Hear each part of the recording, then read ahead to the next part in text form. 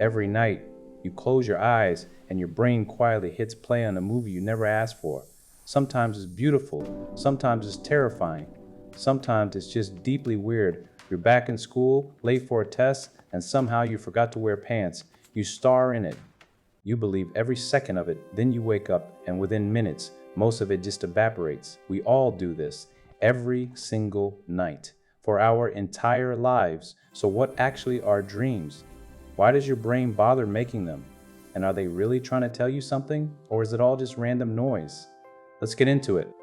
Start with how strange this really is. You spend about a third of your entire life asleep, and a big chunk of that, roughly 2 hours every night, you spend dreaming. Add it up over a lifetime, and it's around 6 years. 6 years spent watching stories your own mind wrote, directed, and cast, usually starring you. And they're bizarre. You fly, you fall, your teeth crumble out of your mouth. You're being chased, but your legs won't move. You talk to someone who's been gone for years. Here's the truly wild part. While it's happening, none of it feels strange. Your brain never whispers, "Hey, this is fake." A talking dog, a house with endless rooms, gravity switching off, totally normal. Only when you wake up do you go, "What was that?" Most of this happens during a stage called REM, rapid eye movement. Your eyes dart around under your lids, your brain is almost as active as when you're awake, and yet your body is basically paralyzed so you don't get up and act it out. Which raises the obvious question, why? Here's a twist that's kept scientists up at night, pun intended. After everything we've learned about the human body, nobody knows for sure why we dream. We've mapped the brain, we've studied sleep for over a century. We can watch a dream light up a scanner in real time. And dreaming is still one of the last great unsolved mysteries of the mind. Humans have obsessed over this forever too. Ancient Egyptians thought dreams were messages from the gods. The Greeks built temples where you'd sleep just to receive a healing dream. 100 years ago, Freud was convinced every dream was a hidden wish in disguise. Everyone had an answer, and almost none of them agreed. But we don't know for sure. Doesn't mean we've got nothing. It means we've got a few theories, and they're surprisingly good. Theory 1, dreams are your brain doing the filing. All day you absorb thousands of tiny moments, facts, and feelings. At night, your brain sorts the pile, deciding what's worth keeping and what to quietly delete. Dreams might be the highlight reel you catch as memories move from short-term into long-term storage. This isn't just a nice idea. It's why pulling an all-nighter before an exam backfires. Study, then sleep, and you actually remember more. Your dreams are, in a sense, your brain hitting save. Theory 2, dreams are overnight therapy. During REM, your brain replays emotional moments, but in a calmer chemical state, with the stress hormones turned down. It's like running the hard parts of your day through a safe simulator, filing off the sharp edges. That's part of why a good night's sleep can make yesterday's disaster feel smaller. You didn't just rest, you processed. Theory 3, dreams are practice. Ever notice how many dreams involve danger, being chased, hiding, falling? One theory says dreaming is a survival rehearsal. Thousands of years ago, the humans who practiced escaping threats in their sleep may have reacted faster to real ones while awake. So that nightmare where something's chasing you might be an ancient training program still running long after we stopped outrunning predators.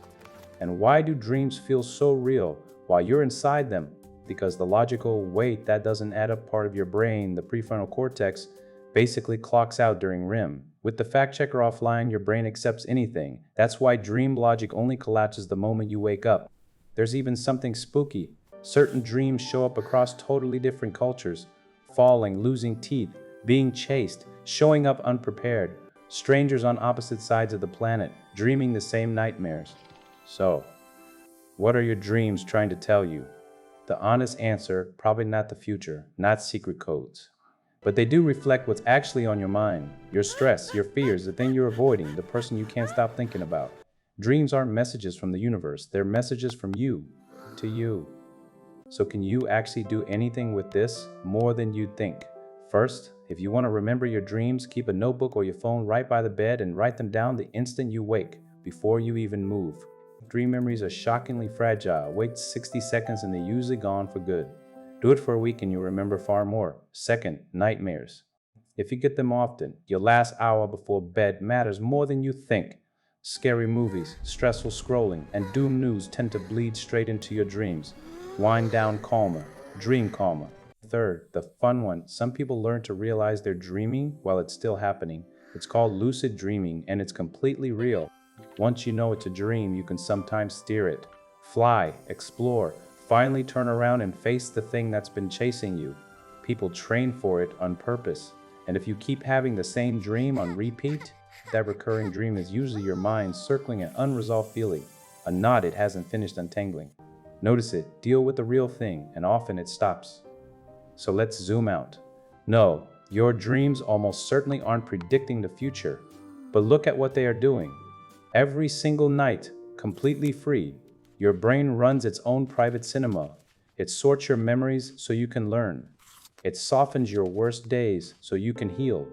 It rehearses danger so you can survive. And it quietly holds up a mirror to whatever you're really feeling. Dreams aren't glitches, they're not random static. They're your mind doing some of its most important work while you're lying there, convinced you're doing absolutely nothing. So tonight, when you close your eyes and the movie starts, maybe pay a little closer attention.